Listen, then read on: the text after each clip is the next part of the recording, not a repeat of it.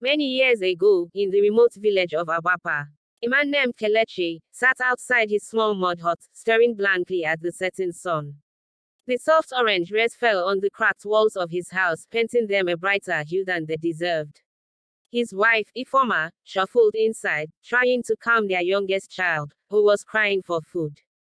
Kelechi could hear her soft voice, speaking gently to the boy, promising him that his father would soon bring something for them to eat. But Kelechi knew better. There was nothing left. Not even a single tuber of yam in the corner of the room. The thought of facing his family made him sick to his stomach. He had felt them over and over again, and the shame was too much to bear. He picked up the old hoe leaning against the wall. Even though it was late, he decided to head to the farm. Maybe he could dig up some forgotten roots or catch a wandering animal. Anything to take home to his family. As he walked along the dusty path, his mind was clouded with hopelessness. He didn't even notice the sleek black car parked a little ahead until he heard someone call his name. Kelechi. He turned slowly, unsure of who would be calling him with so much excitement. A man stepped out of the car, dressed in a fine suit that sparkled even in the fading light. The man's shoes were polished, and his watch gleamed like gold. Kelechi, is this you? The man asked again, stepping closer. It took Kelechi a moment to recognize him. Obina, is it really you? Yes, my brother. It's me. Obina pulled Kelechi into a hug. Ah, my God, it's been years. Look at you. You haven't changed one bit. Kelechi couldn't help but laugh bitterly. I wish I could say the same for you. You've become a big man now. Look at you. Obina laughed and gestured toward his car. God has been good to me, my brother. But you, what's happened? Why are you looking like this? Kelechi sighed deeply. I've happened, Obina. Farming is not easy. I've been struggling to feed my family. Obina frowned. No, no, this is not right. You can't continue like this. Do you know what? Follow me. Let's go somewhere and talk. Kelechi hesitated. Obina, I'm on my way to the farm. My family hasn't eaten, and I need to. Obina cut him off. Forget about the farm. I'm telling you, your suffering will end today. Trust me. There was something in Obina's tone that gave Kelechi hope, a tiny spark he hadn't felt in years. He nodded and followed Obina into the car. As they drove, Obina talked about his life. He told Kelechi how he had once been poor too, how he had struggled to make ends meet, and how he had lost hope until he met a man who changed everything. Who is this man? Kelechi asked, his curiosity growing. Obina smiled. His name is Chief Odogu. He is a very powerful man. He helped me, and he can help you too. Kelechi leaned back in his seat, his mind racing. Could this really be the answer to his prayers? When they arrived at the mansion, Kelechi was awestruck. The house was enormous, with high walls and a gate that looked like it was made of pure gold. Obina led him inside, and Kelechi couldn't believe his eyes. Everything was shiny and expensive, from the marble floors to the crystal chandeliers. Chief Odogu was seated in a grand living room, dressed in flowing abada and holding a cane with a gold handle. His presence was intimidating, and Kelechi felt small in his torn clothes and dusty sandals. So, you are the one Obina has brought to me, Chief Odogu said, his voice deep and commanding. Yes, Chief, Kelechi replied, bowing his head. Chief Odogu studied him for a moment before speaking again. Do you want to be rich? Yes, Chief, Kelechi said quickly. I will do anything to provide for my family. Chief Odogu chuckled. Anything, you say. Be careful with your words. Wealth comes at a price, my friend. I am ready, Chief, Kelechi said, his voice trembling slightly. The room fell silent as Chief Odogu leaned back in his chair. There is only one thing you must do. If you agree, I promise you will never know poverty again. What is it, Chief? Kelechi asked, his heart pounding. Chief Odogu smiled. You must sleep with a mad person. Kelechi's mouth fell open. For a moment, he thought he had misheard. Chief, a mad person. Yes, Chief Odogu said simply. That is the price of wealth. Kelechi sat frozen, unable to process what he had just heard. The words rang in his ears like a curse. You must sleep with a mad person. It didn't sound real. He wanted to believe it was a joke, a cruel one, but the seriousness in Chief Odogu's tone told him otherwise. Obina placed a hand on Kelechi's shoulder. My brother, this is not as bad as it sounds. Many people have done it and are now living like kings. Look at me. Do I look like someone who regrets his decision? Kelechi shook his head slowly, but he didn't speak. His thoughts were a whirlwind of confusion and fear. Chief Odogu's deep voice broke the silence. The choice is yours, my friend. You can leave now and return to your miserable life, or you can take this one step and transform your destiny forever. But think carefully. Opportunities like this do not come twice. Kelechi stared at the floor. His mind flashed to his wife and children, their tired faces, their hungry eyes. He thought of the nights he had gone to bed on an empty stomach, of the shame he felt when his children cried for food he couldn't provide. Could he really walk away from this chance? But Chief, isn't there another way? Kelechi asked, his voice barely above a whisper. Chief Odogu shook his head. There is no other way. Wealth is not handed out freely. It must be earned. This is your test. If you pass, you will have everything you've ever dreamed of. Obina leaned closer. Kelechi, listen to me. I know it sounds strange, but it's not as bad as you think. Once you do it, it will be over. And after that, your life will change forever.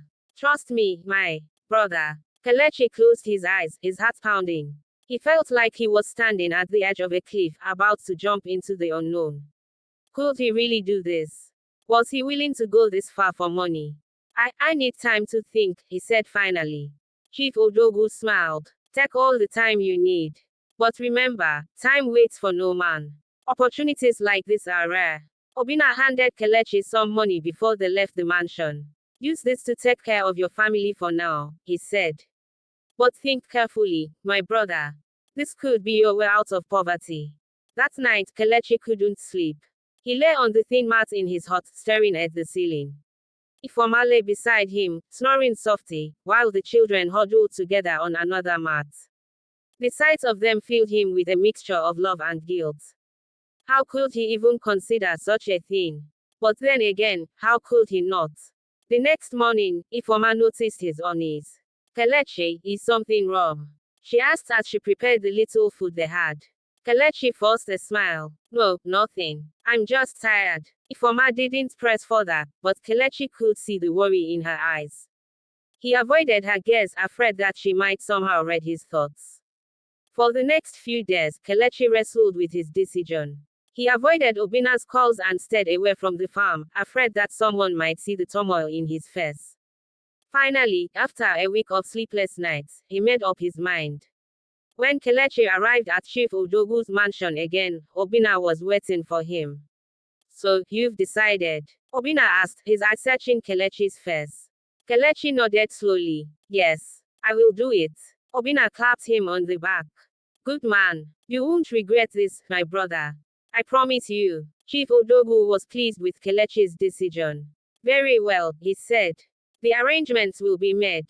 You will meet the mad person tomorrow night. Kelechi felt his stomach twist at the thought, but he forced himself to remain calm.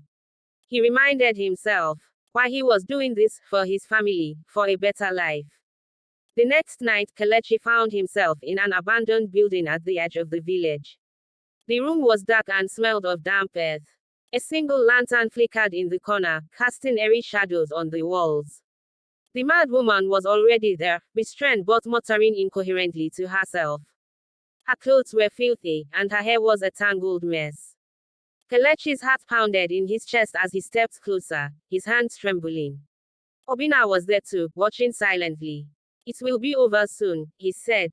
Just do it, Kelechi. Kelechi felt like he was going to vomit.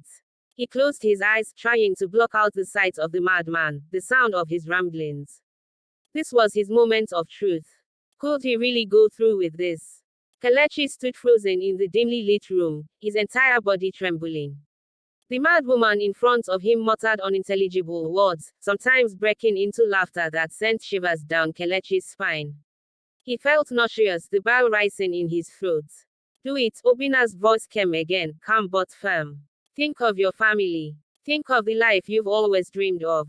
This is the final step, Kelechi. After this, everything changes. Kelechi's palms were sweaty, and his knees felt weak. He tried to take a step forward but found himself unable to move. His thoughts were a tangled mess: his wife, his children, their hungry faces. But then, like a flash, the other side of the equation appeared in his mind: the shame, the revulsion, the knowledge of what he was about to do. Obina, he whispered, his voice barely audible. I can't. Obina grabbed him by the shoulders. You can't, Kelechi. You have to. Don't you understand? This is your way out of poverty. Look at me. Do you think I would lie to you? I've been in your shoes before. I know how it feels to have nothing. But today, I live like a king because I took this chance. Now, it's your turn. Kelechi's heart pounded so loudly he could hear it in his ears. The walls seemed to close in around him, and the air felt heavy. The mad woman turned and looked at him, her wild eyes gleaming in the faint light. The minutes dragged on as Kelechi wrestled with his thoughts. He closed his eyes tightly and whispered a prayer. God, if this is truly the only way, please forgive me. I am doing this for my family. With a deep breath, he stepped forward, his entire body trembling. When it was over, Kelechi sat in the corner of the room, his head buried in his hands. He felt dirty, ashamed, and broken. He couldn't bring himself to look at Obina, who stood silently nearby, watching him with an unreadable expression. It's done, Obina finally said. You've crossed the line. From this moment, your life will never be the same again. Kelechi didn't respond. His mind was blank, and his body felt like it didn't belong to him anymore. Obina helped him to his feet and led him outside, where Chief Odogu was waiting. The older man looked at Kelechi and nodded approvingly. You've done well, my friend. Your reward will come soon. Go home and wait. Kelechi couldn't find the words to reply. He simply nodded and followed Obina back to the car. For days, Kelechi avoided his wife and children. He spent most of his time sitting outside the hut, staring into the distance. Ifeoma noticed the change in him but didn't press him. She assumed it was just the stress of their situation. Then, one morning, everything changed. A group of men arrived at Kelechi's house in a convoy of luxurious cars. They stepped out, dressed in expensive suits, and handed Kelechi a briefcase filled with money. This is just the beginning, one of the men said. Chief Odogu sends his regards. Kelechi couldn't believe his eyes. The money was more than he had ever seen in his life. It felt like a dream. Within weeks, his life transformed. He moved his family into a large house in the city. He bought cars, opened businesses, and began living the kind of life he had always dreamed of. People who had once mocked him now looked up to him with admiration and envy. But the weight of his secret began to grow heavier. Despite his newfound wealth, Kelechi found himself unable to enjoy his life fully. At night, he would wake up drenched in sweat, haunted by nightmares of the mad woman. Sometimes, he could hear the woman's laughter echoing in his head, mocking him. Ifeoma noticed his restlessness. Kelechi, what's wrong? You have everything you've ever wanted. Why aren't you happy? Kelechi forced a smile. I'm fine, Ifeoma. Just thinking about how far we've come. But he wasn't fine. As the days turned into weeks, the nightmares grew worse. He began to see the mad woman in his waking moments, standing in corners, watching him. His paranoia consumed him, and he started avoiding people, locking himself in his room for hours. One evening, Obina visited. Kelechi, what is going on? You're not yourself. You should be celebrating, enjoying your wealth.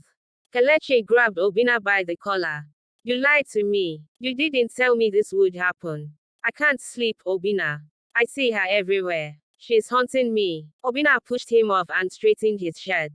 Calm down, Kelechi. You're just overthinking. This is the price of success. Learn to live with it. Kelechi's eyes filled with tears. I can't, Obina. I can't live like this. Obina sighed. Then maybe you weren't strong enough for this life. Kelechi's mental state continued to deteriorate. Despite his wealth, he became a shadow of himself. Ifeoma begged him to seek help, but he refused, knowing that no one could truly help him. The guilt and shame consumed him, leaving him a broken man. One night, he left the house and wandered into the forest. He sat under a tree, staring at the stars, and whispered, was it worth it? The wind rustled the leaves, but there was no answer. Kelechi closed his eyes, his heart heavy with regret. In the end, Kelechi's wealth became his Greatest torment, a constant reminder of the price he paid for it. Consumed by guilt and haunted by his past, he vanished one night, leaving behind his riches and a family forever scarred by his choices. Thank you for watching. Please like this video, share the story to your loved ones, and subscribe to my channel.